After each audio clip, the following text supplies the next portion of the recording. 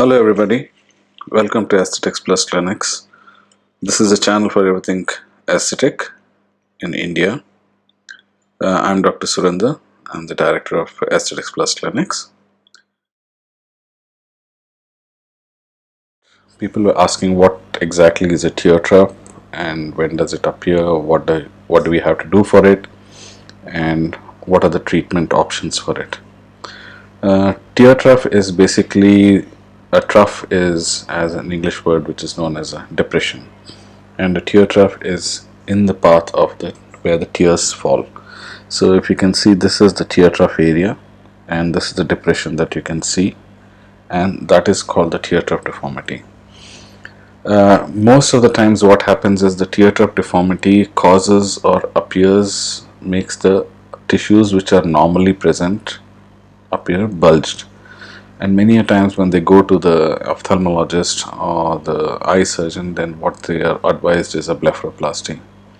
A blepharoplasty is a totally different entity, whereas a tear trough is because of fat loss, and the actual blepharoplasty treatment is done for when there is actual laxity of the orbital septum, because of which the fat is herniating, and of course that they should have some loose skin there. In our cases, in most of the patients here in India, what we see is a tear trough deformity. Of course, there are different kinds of blepharoplasties which can treat the tear trough deformity as well, where you actually remove the fat and then you unfurl it and you fill the tear trough area. So that can also be done, but that is a different entity itself.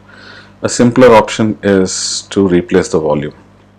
When you're replacing the volume here, most commonly what happens is nowadays people do fillers. Fillers, yes, it is a hyaluronic acid filler, which is basically, it is already present in the body and it is comes in different consistencies, and that can be used to fill these areas. I personally have a few issues with the fillers. One, when you're putting in fillers, is that yes, it is temporary, so you have to keep doing it every 6 to 8 months. Second is that the thickness of the filler and the injection of how it is given, the injector capabilities are also a cause for concern. The thicker the filler, it will last you longer, but more chances that you will form lumps there, and which can be seen.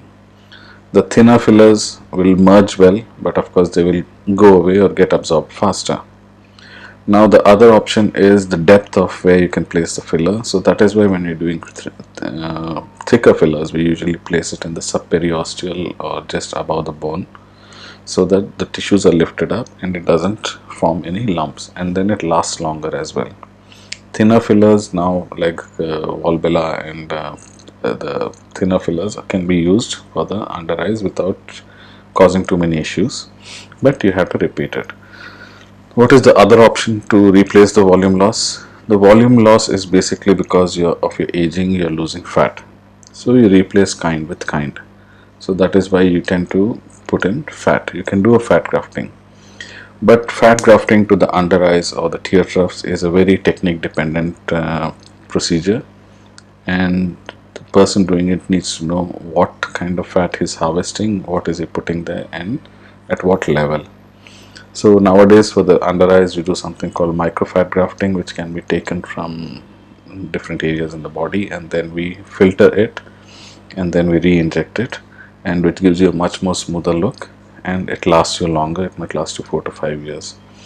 But again, the fat has to be taken from areas which are not very labile or not very fluctuating in terms of weight.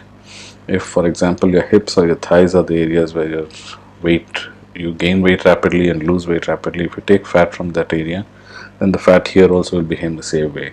So as soon as you gain or lose some weight, it's going to fluctuate and show up. So that is why we take from areas which are more or less stable and where your fat doesn't fluctuate and it stays. So these are the two simple options for volume replacement which you can do. So it can be either fillers or it can be either fat, which works well. The surgical options, yes, you can do a blepharoplasty, but you have to take care that there is no skin removed, because that is not the problem here. And it has to be, you can go a transconjunctival blepharoplasty, or the regular blepharoplasty, which is from the external side, can be done, but instead of removing the fat, we re-drape the fat into the tear trough area so that it gives you a much more smoother look. But of course, it's a more major procedure as compared to a simple fat grafting.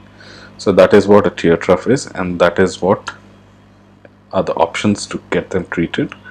And regarding the age, nowadays we're seeing the tear troughs developing quite early, and people start drastic diets, or because of the stress or various reasons, we see that they tend to start showing up this tear troughs, and the eyes look tired, and that is why they come in for replacement. And so you have to check what is the actual cause for it. And it's sad to hear that many of the patients are being advised blepharoplasty even at around 25 or 28 or 30 years of age, which is really not the issue there. So do something simple, get the problem sorted out. Yes, somewhere down the line, if you actually need it, then yes, you can go in for a blepharoplasty. But for the initial phases, just for volume replacement, fillers work equally well. Of course, you need to repeat it, or you can do a fat grafting, but in trained hands. If not, you end up with again issues.